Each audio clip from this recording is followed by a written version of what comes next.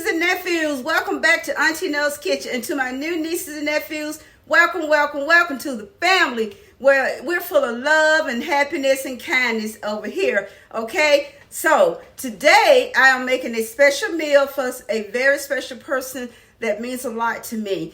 I'm making roasted Montreal chicken breast with butter, garlic butter, sauteed asparagus, and I have some roasted potatoes going over here. So those are that's on my channel on the veggies. So if you give my mama, we'll do a flip and a swip, and we're gonna get started so I can show you everything that you need so you can make this meal for yourself. Okay, hold on. Okay, go ahead and turn your oven on at 350. Okay. What I'm going to do, I already washed and cleaned my chicken breast with some baking soda and lime juice in the bottle.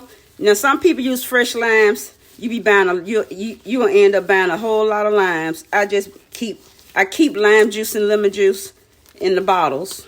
That works just fine. Okay, so I have my chicken breast all nice and clean, and you know your chicken is clean when it don't have that slimy feeling. So I'm going to pour in some olive oil, because this is going to help my seasoning stick. I'm going to put in some garlic powder, and this is all to your taste. It's no particular measurement.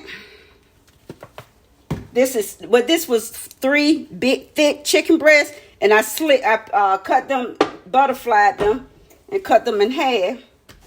Oh, I'll do this first. A little bit of thyme to your taste. You know, thyme really elevates your meat. It really does.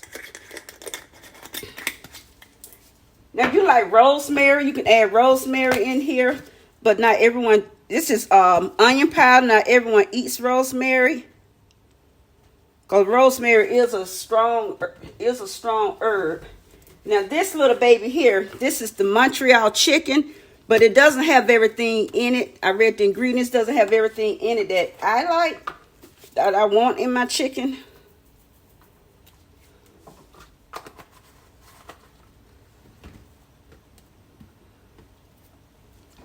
Okay, so I'm going to move this all around to get this all nicely seasoned. Make sure each piece of chicken gets some attention.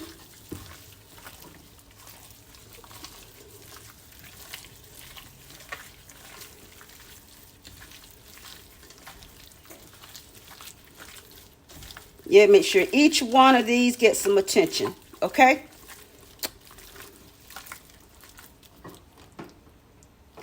Hold on, left my roasting pan. Okay, I had to get my roasting pan. Okay. Put down my chicken breast.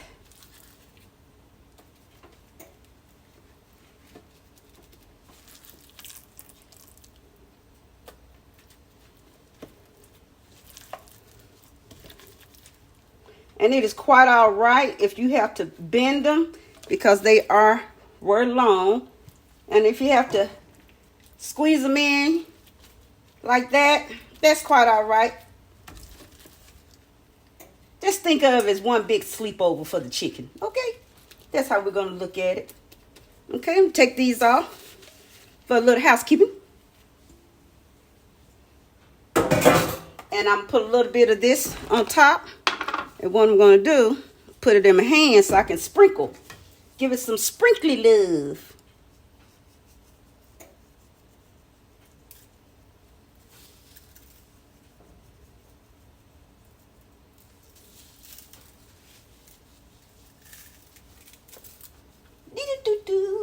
Bam.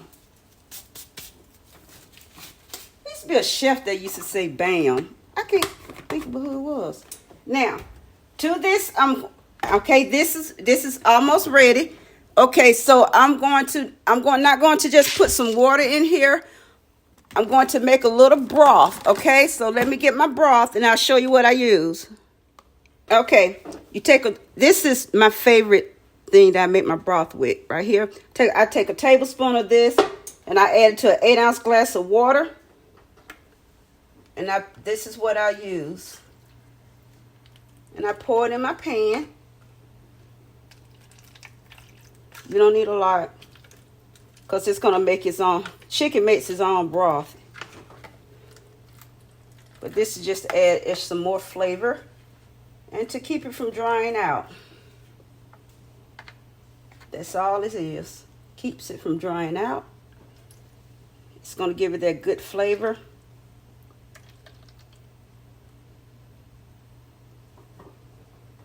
Do that a little housekeeping. And I'm going to add a little bit of, just a little pat of butter. Okay, I used 3 teaspoons of butter. I'm going to cover this with some foil. It's going to go in the oven. As soon as my oven hits 350, it's going to go in the oven for about an hour. And I'll check them. I check the internal temperature to make sure it's 165. And then if it is, that means my breasts are done. Because you want to make sure your chicken is completely done. It's not a good thing to eat undercooked chicken. Okay? I know I ate at a restaurant one time and ordered a grilled chicken salad. And the chicken was not done. Oh my God. Phew. So I won't order another chicken salad again. Hold on, guys. Okay, we have our asparagus on paper towels, and I'm adding some red, yellow, and orange peppers for some extra flavor and color. Okay, I have my oil, and I'm going to add a tablespoon of garlic. 1 second. Okay, we're cooking with oil now. I added 1 tablespoon of minced garlic. And I know my garlic is ready because the aroma of garlic start coming out. It'll start emitting that garlic scent, and you'll know it's ready.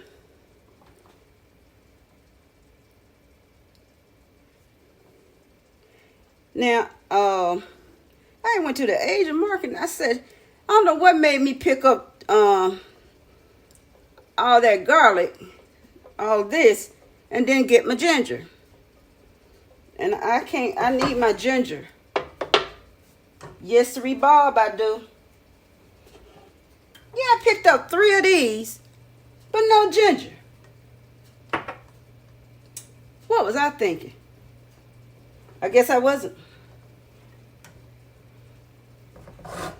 Yep. I hope y'all having a great day. Yesterday was Father's Day, and Caitlin and I went out to dinner at the Melting Pot. We had a good time. We had a nice dinner. We had a good dinner. Nice dinner. Okay, so I'm going to add my butter and turn this heat down.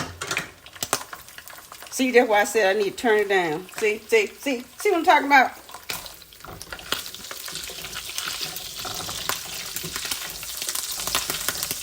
Now, don't let me get a splatter thing here. It turned that heat down. It was popping like Mary Poppins. Popping up everywhere. So I'm going to let my butter melt down, and I'll be right back, nieces and nephews. Okay, got the butter all melted down. Let's add our asparagus. You always cut the long part off. That's my opinion. Gonna add all our veggies. Just go on and get these veggies in here. Not the paper towel. Just the veggies. And I'm gonna get these all sauteed so I can make sure I get all that flavor in them. Gonna add a little bit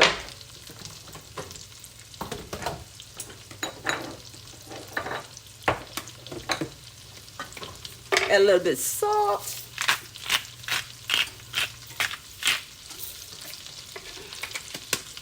Fresh ground pepper.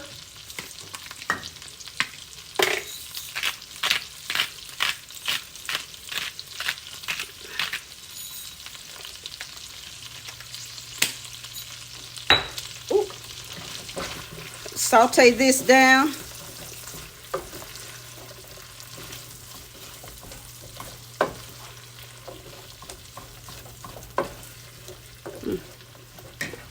It smells good for me. But no can do.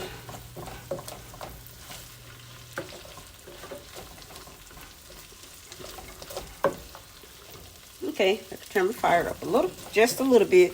I have my fire on number 4. That's medium. So I'm going to let these sit a little bit and then I'll be back. Okay, you always want your asparagus to maintain some color. You want them to be soft but not limp. You see, like this kind of texture, this is good. That means your asparagus is done. It's now like this. If they all look like this,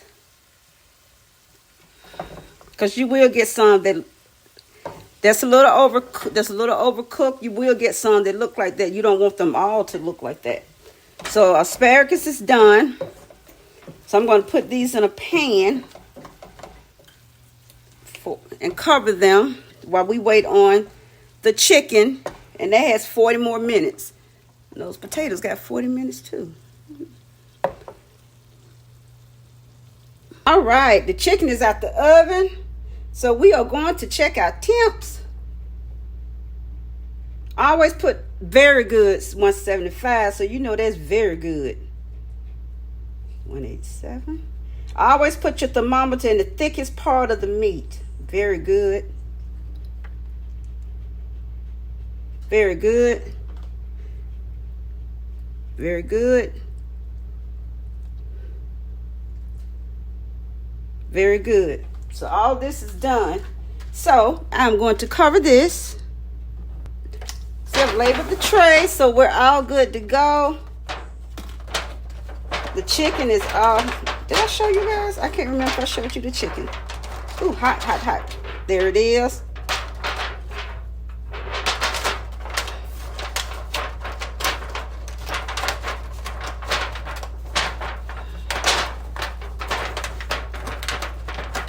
So we have completed this Montreal roasted chicken and garlic butter asparagus with some and peppers. Okay, hold on, guys. Whoa! I almost, you know what? This is a new tripod because I just got it yesterday because I broke the other one.